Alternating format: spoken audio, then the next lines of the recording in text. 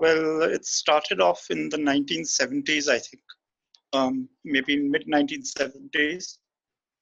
People used to say, "Why didn't you get interested in birds and all that?" And I said, "What nonsense! You can't see them and all that." So anyway, I bought a good pair of binoculars, and we lived in Bombay at that time. And Bombay is not exactly a hotspot for birds as such, of the the feathered variety. But we had a people tree outside our veranda, and the first bird that I focused on with these binoculars was a coppersmith, which is a dumpy little bird, green, sounded as though it had hiccups. It was perched on its branch and would stand on tiptoes and hiccup in one direction, then turn his head and hiccup in the other direction.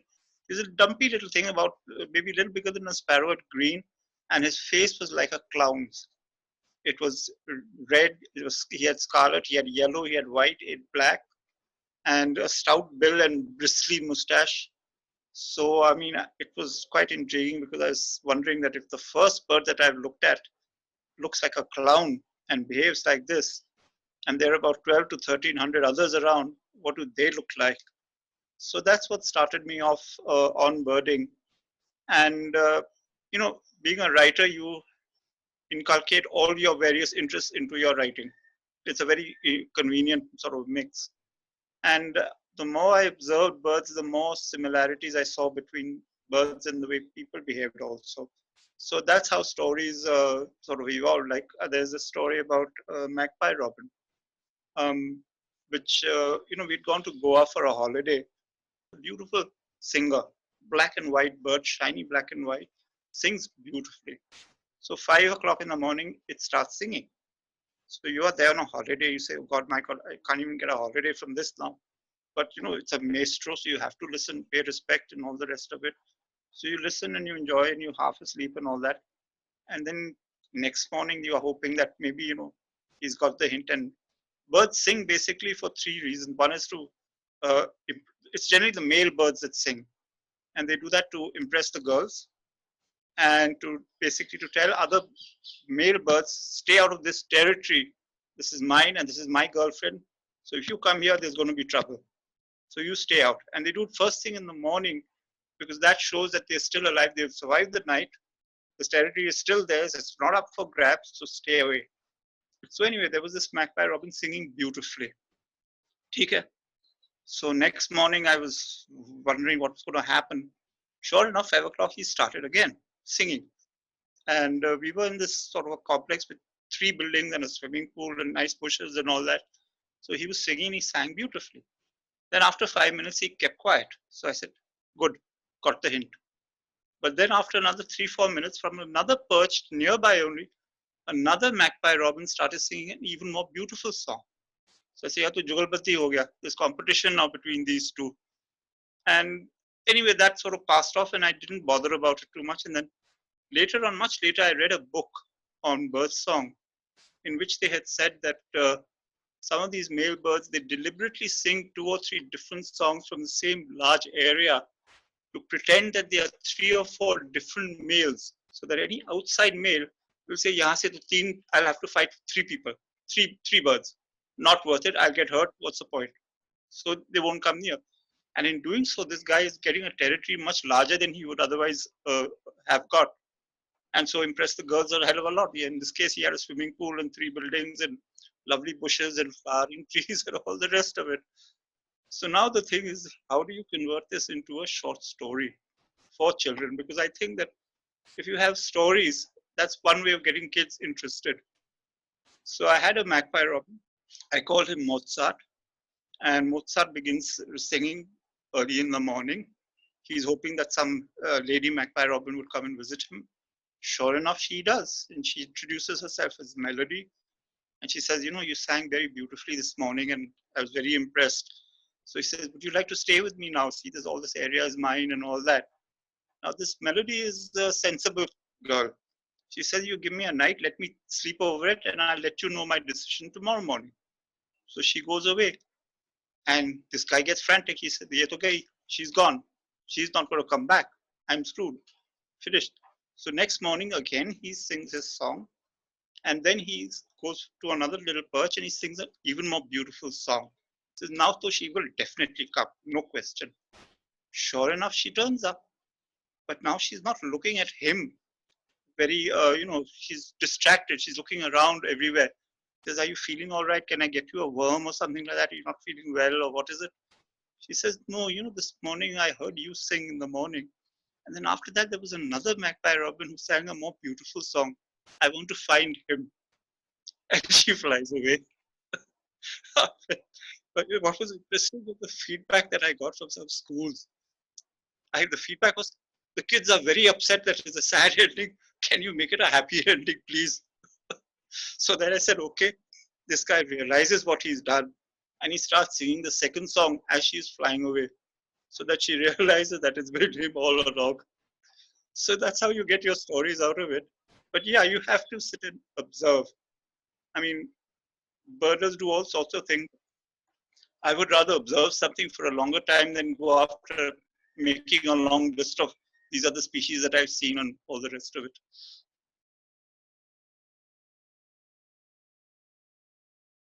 I think it depends on how you find things most enjoyable. For some people, the whole thing is very competitive. They love making lists. So they will do a bird watching trip and they will make a long list. Next time when they go to the same area, the list must be longer. Otherwise, naak kat gayi, that kind of thing happens. And rare species, that's another thing that people love going after. And in fact, there's this very funny term in birding called a lifer. Now, a lifer is a bird that you've seen the first time in your life.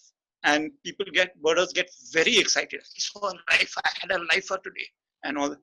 I mean, come on, yeah. At one point of time, even a crow would have been a lifer because you would have seen it for the first time. So what's the big deal?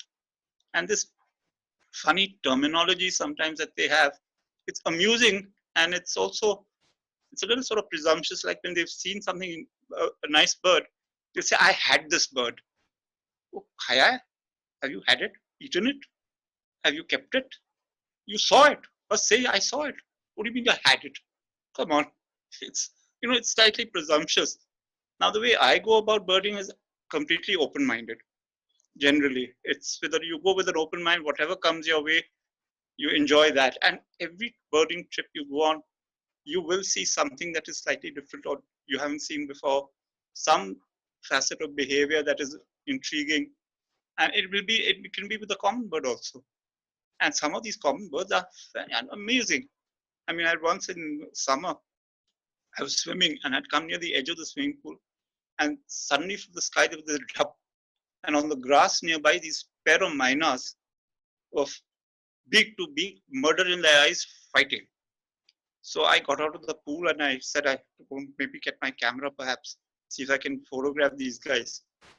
And I was just about to leave that area when there was another dove, and there was another pair of miners doing exactly the same thing. So I said, "Abdu, I have to get my camera." But before I could leave that area, there was this soft chirrup from both of these pairs, and they just flew off happily. And I said, "Ye to the bilkul Delhi wale hai.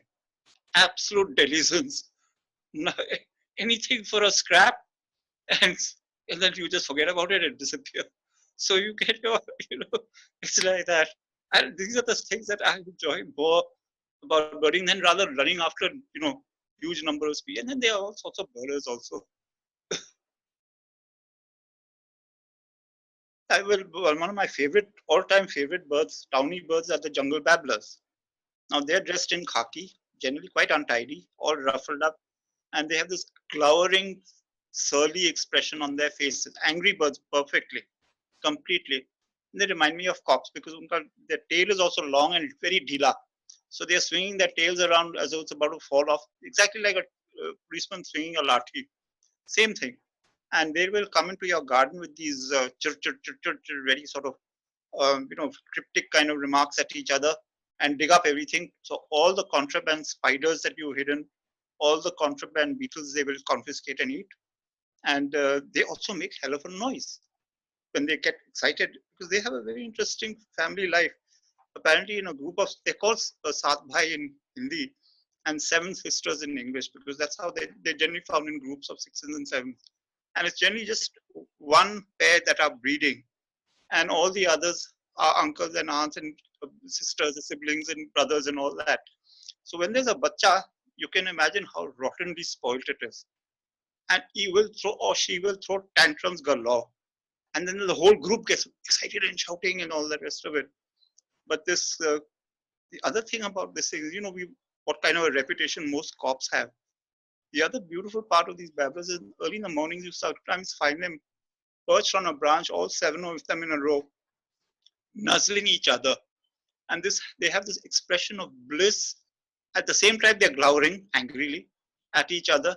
And I keep thinking that, if cops could look at this and do the same thing in their morning parades, maybe they would be less averse to beating up people the rest of the day. So that's the super similarities you see here.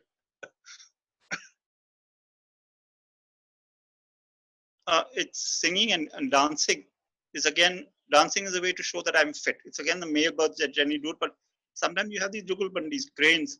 Both partners will reinforce their bond by dancing at each other. And what is very interesting to know is that if you observe a lot of these dancers and you see our folk dances, many of them have very similar steps and similar actions, and they are probably done for the very same purpose, for bonding and you know so we are not that far away from them.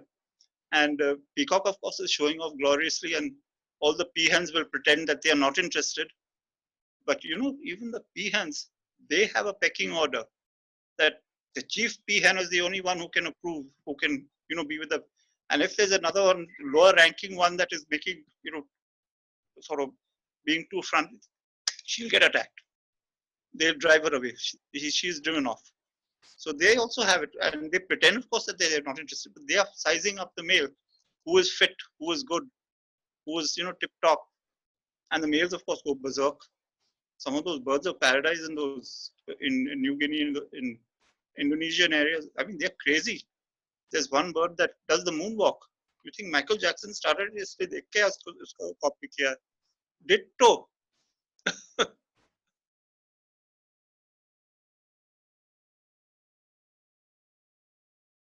First, I think you need a lot of patience.